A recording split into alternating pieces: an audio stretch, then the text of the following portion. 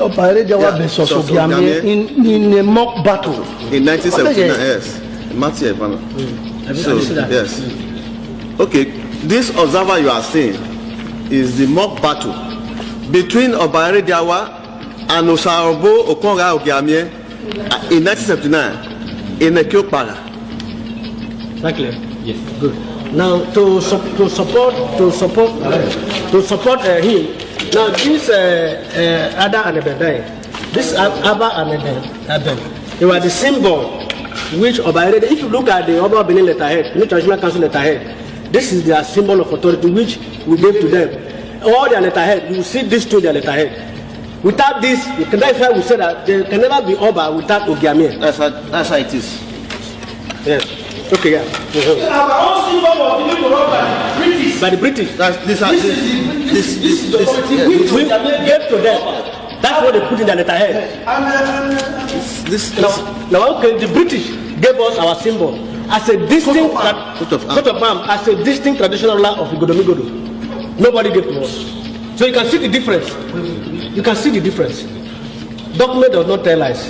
Picture does not tell lies. There's no family in Benin that has this coat of arms. The British government gave it to us. The Oba don't have it. It's in the museum. It's even the museum.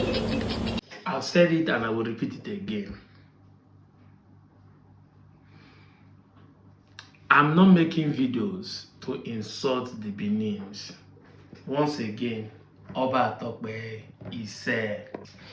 Now, I've said it time without numbers that in the 21st century, even if you forget, internet will never forget. Yes, now. Sometimes ago, last year, I made a video telling you that whatsoever the Benin culture wear or use as a regalia or an artifact is borrowed. Some of you insult me, say, you want to rewrite history, blah, blah, blah. But I told the internet will never forget. Look at that newspaper. Look at that video that you watched. Internet will never forget. That's the most funny thing about it. You see them show you that other neighbor are borrowed from the Ogiamens. And they show you the real, their own, the Ogiamens. I've said it that I'm not trying to create enmity. One of the reasons why I'm exposing all these things is for my people.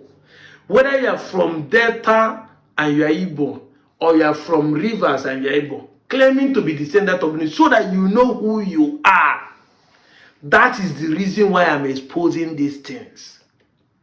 That is why when I see them, I bring it to your notice. I don't have anything. I'm not saying that Benin is not exist. I'm not saying that Benin is not a kingdom. It's just like some people coming to say Igbo people does not have a king. Yes, Igbo does not have Eze. But inside Igbo, there are kingdoms, and those kingdoms have Eze. Arochukwu is a kingdom. It has Eze. It has a ruler. It's funny when you use their small tribe to be compared with an Igbo.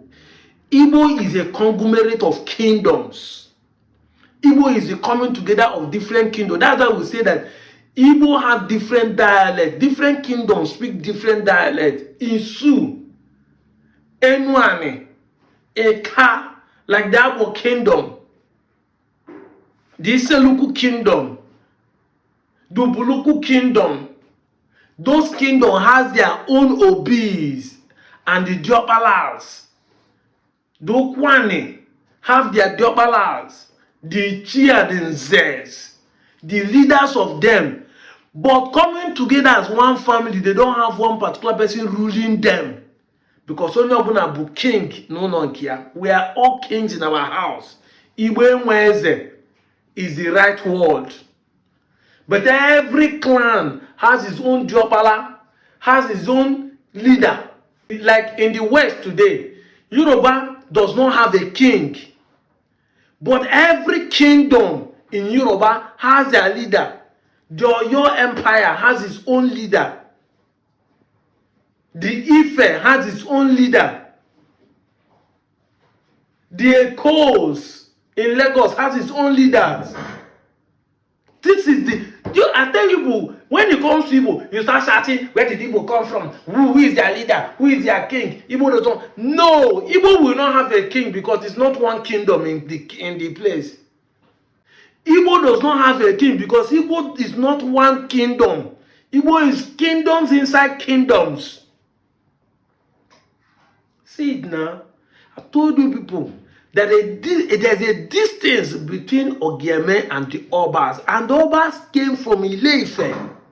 That's why when you say you're a Benin, you automatically claiming you are an Yoruba person.